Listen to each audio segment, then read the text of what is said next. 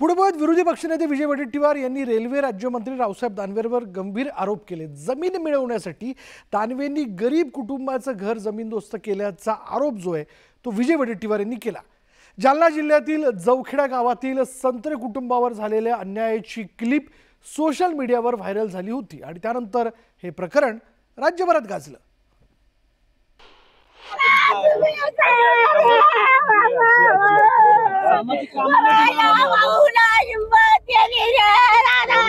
जागा खाली कर, जागा जर खाली नाही केली तर तुला आणखीन मारीन। जवखेड्यातील संत्रे कुटुंबाने आक्रोश करत त्यांची व्यथा मांडली। विरोधी पक्षनेते विजय वडेट्टीवार यांनी संत्रे कुटुंबाची भेट घेऊन घडलेल्या प्रकाराची माहिती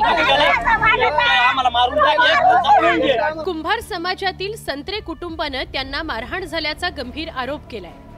रावसाहेब दानवेंच्या जवखेडा गावातून भोकरदन हसनाबाद राजूर महामार्ग जातो। त्यासाठी गावातील 15 ते 20 लोकांची घरं पाडण्यात आली आहे। विमलबाई संत्रे यांनी सार्वजनिक बांधकाम विभागाला गरजेची होती तेवढी जागा दिली। त्याबद्दल संत्रे कुटुंबाला 14 लाख रुपये अदा करण्यात आले। राहिलेल्या जागेवर कुंभार कुटुंब राहत होतं। मात्र ती जागा हवी असल्याने दानवेंच्या सांगण्यावरून मारहाण झाल्याचा आरोप संत्रे कुटुंबाने केला। मारल्याच्या नंतर ते म्हणले की तू जागा खाली कर, जागा जर खाली नाही केली तर तुला आणखीन मारीन, नाही तर तुला दाबडी हसनाबाद राजूर कुठेही भेटला तुला तिकडेच गोळ्यानं घालून तिकडेच मारून टाकू, तुला दुसरं घर बांधून देतो। या आम्हाला बिल्डिंगला जागा लागती, तू आम्हाला जागा देऊन टाक, याच्यावर डबल घर बांधू नको। जर डबल घर बांधलं तर डबल तुला डायरेक्ट मारूनच टाकू। रेल्वे राज्यमंत्री रावसाहेब दानवेंना सत्तेची मस्ती चढली असून ही मस्ती उतरवल्याशिवाय स्वस्थ बसणार नाही असा इशारा विजय वडेट्टीवारांनी दिला। राज्य म्हणजे काय बिहार लागला काय भाजपवाल्यांना?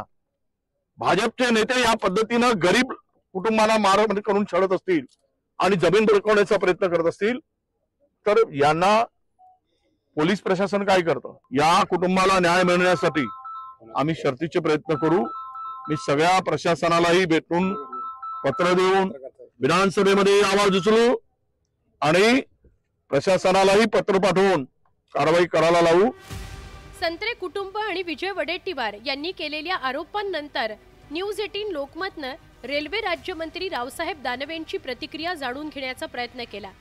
मात्र दानवेंनी या प्रकरणी प्रतिक्रिया द्यायला नकार दिलाय। एकंदरीतच या प्रकरणाच्या तपासाकडे आता जिल्ह्याचं लक्ष आहे।